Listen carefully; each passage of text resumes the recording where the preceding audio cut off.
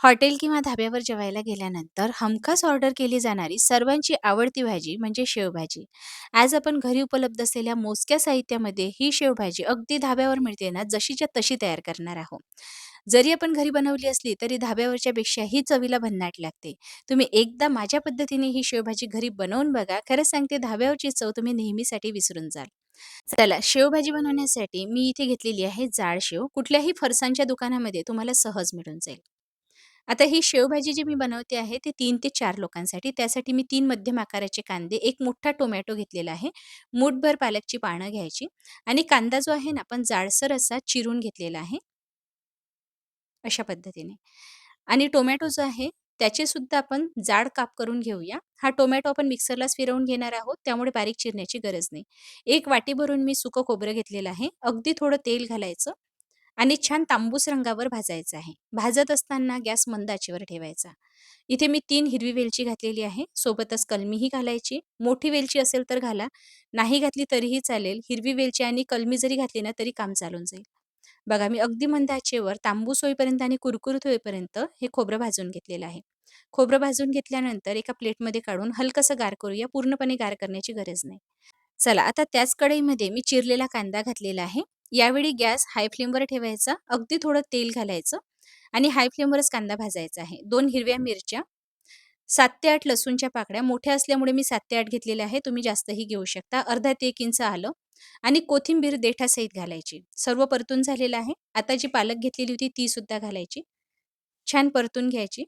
बघा, हे सर्व छान परतून झालेलं आहे. आता हे गार झाल्यानंतर आपण वाटून घेऊया. तोवर आपल्याला सुकं खोबरं वाटायचं आहे. तर वाटण्यासाठी इथे मी अगारोचा हा पर्सनल ब्लेंडर वापरते आहे.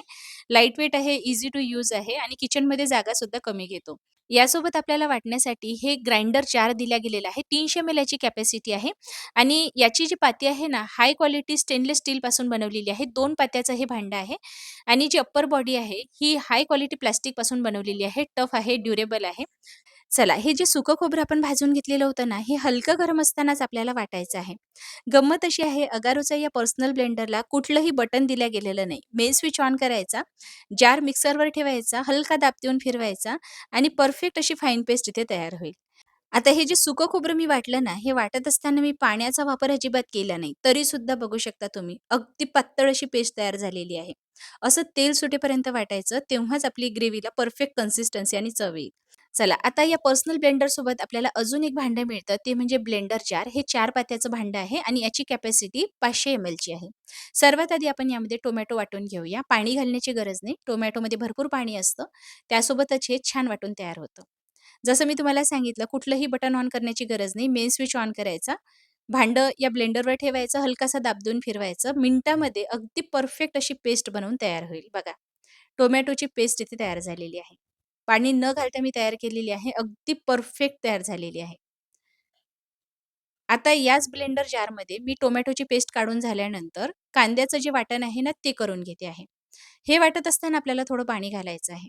चला, आता जशा पद्धतीने आपण सुकं खोबरं वाटून घेतलेलं होतं, त्याच पद्धतीने आपल्याला हा जार असा ब्लेंडरवर ठेवायचा आहे, हलकासा दाब देऊन फिरवायचा आहे. बघा, मिनिटामध्ये याची फाईन पेस्ट बनवून तयार झालेली आहे. परफेक्ट कन्सिस्टन्सीची पेस्ट इथे तयार झाली. फोडणी करण्यासाठी कढईमध्ये 2 ते 3 चमचे तेल गरम करायचं आहे. ही धाबा स्टाईल भाजी असल्यामुळे तेलाचा वापर थोडा जास्त केला जातो. तरीही तुमच्या आवडीनुसार तेल कमी जास्त करा. अर्धा चमचा जिरे घालायचं. सर्वात आधी टोमॅटोची पेस्ट घालायची आहे. यामध्ये चवीनुसार मीठ घालायचं आणि जोवर यातलं सर्व पाणी निघून जात नाही आणि याचं टेक्स्चर अगदी फुटलेल्या दुधासारखं होत नाही, तेल सेपरेट होत नाही, तोवर टोमॅटो छान परतून घ्यायचा आहे. बघा, तेल सेपरेट व्हायला लागलेलं आहे आणि फुटलेलं दूध कसं असतं तसं दिसायला लागलेलं आहे. आता यामध्ये 2 चमचे लाल तिखट घालायचं. मी काश्मीरी लाल मिरची पावडर घातलेला आहे, रंग छान यावा म्हणून. अर्धा चमचा हळद, 2 चमचे धनेपूड, किचन किंग मसाला किंवा कुठलाही साठवणीचा मसाला घालू शकता. कसुरी मेथी घालायची, चाट मसाला घालायचा आणि भाजलेल्या जिऱ्याचं पूड घालायचं आहे. सर्व मसाले मंद आचेवर परतायचे. आता यामध्ये कडकडीत गरम पाणी घालायचं आहे, गार पाणी घालायचं नाही. बघा, पेस्ट जी आहे ना, छान मी परतून घेतलेली आहे. एकसारखं चालवत राहून मीडियम फ्लेमवर ही परतायची आहे. जोवर कडेने तेल सुटायला लागत नाही, तोवर मसाले परतल्या गेले पाहिजे. तेव्हाच ग्रेव्हीला टेस्ट मस्त येते. बघा, तेल सोडायला लागलेले आहे ना, म्हणजे मसालेही परतल्या गेलेले आहे आणि टोमॅटो सुद्धा छान शिजल्या गेलेले आहे. चला आता जी पेस्ट आपण ब्लेंडरमध्ये तयार करून घेतलेली होती ना, ती यामध्ये घालूया. छान परतून घ्यायची आहे.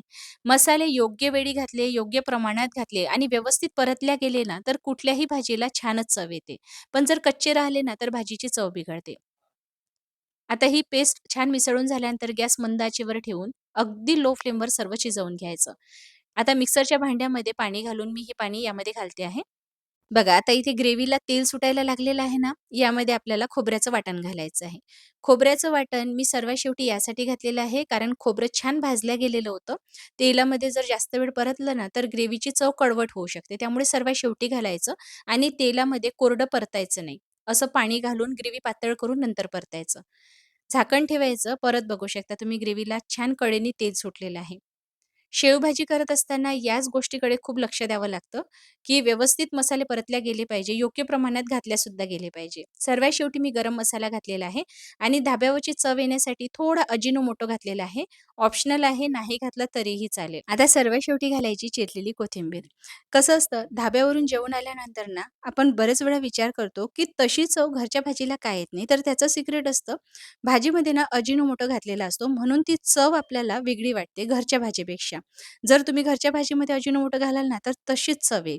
फक्त मी तुम्हाला डेमो दाखवण्यासाठी म्हणून घातलेलं आहे. अजिनोमोटो खाणं चांगलं नसतं हे मलाही माहिती आहे. तुम्हाला घालायचं नसेल तर अजिबात घालू नका. पण जर तुम्हाला ट्रायल घ्यायचं असेल, म्हणजे डेमो बघायचं असेल ना, की धाब्यावरची चव घरच्या भाजीला का येत नाही, तर तुम्ही एकदा ट्राय करू शकता. तर झणझणीत इथे शेवभाजी तयार झालेली आहे. शेवभाजी ही भाकरीबरोबर सुद्धा मस्त लागते. नानबरोबर सुद्धा छान लागते. नानची रेसिपी मी हैदराबादी पनीरची रेसिपी दाखवली होती ना, त्यामध्ये दाखवलेली आहे. तशी नान तुम्ही शेवभाजीसोबत सुद्धा बनवू शकता. आणि हो, ही शेवभाजी एकदा माझ्या पद्धतीने घरी बनवून बघा. रेसिपी जर तुम्हाला आवडली असेल तर लाईक, शेअर करून चॅनलला सबस्क्राईब करून पेजला फॉलो करा. लवकरच भेटूया. धन्यवाद.